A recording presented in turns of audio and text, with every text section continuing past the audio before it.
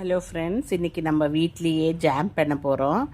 ரொம்ப ஈஸியானது. 3 ஐட்டம் வச்சுட்டு 250 கிராம் கிரேப்ஸும் 150 கிராம் சுகரு எடுத்துகிட்டு நல்லா மிக்சியில் போட்டு அரைச்சி ஒரு ½ கிளாஸ் தண்ணி ஊற்றி ஒரு பேனில் போட்டுக்குங்க. பேனில் போட்டுட்டு நல்லா கொதிக்கணும். நல்லா கொதித்து நல்லா வற்றணும். 150 கிராம் சுகர் போட்டுங்க. இது ரெண்டும் நல்லா வற்றி வரணும். நல்லா கெட்டி ஆகிற வரைக்கும் நல்லா பாருங்கள். இப்போ இந்த கன்சிஸ்டன்சியில் இருக்கணும். வற்றி வந்த பிறகு ஒரு ½ லெமனை ஸ்க்வீஸ் பண்ணி நல்லா மிக்ஸ் பண்ணிக்கணும். நம்ம இது ரொம்ப ஹெல்த்தி, வீட்டிலே பண்ணுறனால கலர் எதுவும் சேர்த்தாமல் நம்ம வீட்டில் யூஸ் பண்ணுறதுக்கு சூப்பராக இருக்கும். நீங்கள் வீட்டில் ட்ரை பண்ணுங்கள். ரொம்ப ரொம்ப ஈஸி இது.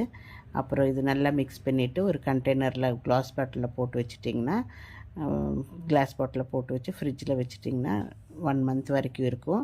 ஹெல்த்தியானது. எல்லா ஃப்ரூட்ஸ்லையும் இது மாதிரி பண்ணலாம். உங்களுக்கு வீடியோ இஷ்டம் ஆச்சுன்னா ரஹ்மிஸ் கிச்சன் லைக் பண்ணி, ஷேர் பண்ணி, கமெண்ட் பண்ணுங்க. நல்லா திக்காயிடுச்சு. இது ஆறின பிறகு ஒரு கிளாஸ் கண்டெய்னரில் போட்டு ஸ்டோரேஜ் பண்ணி வச்சுடுங்க ஃப்ரிட்ஜில். நெக்ஸ்ட் டேலேருந்து யூஸ் பண்ணிக்கலாம்.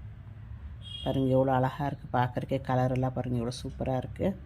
நீங்களும் வீட்டில் ட்ரை பண்ணுங்க, உங்களுக்கு இஷ்டம் ஆகும். மீண்டும் அதருடைய வீடியோவுடன் உங்களை சந்திப்போம். தேங்க்யூ. Take care. பாய்.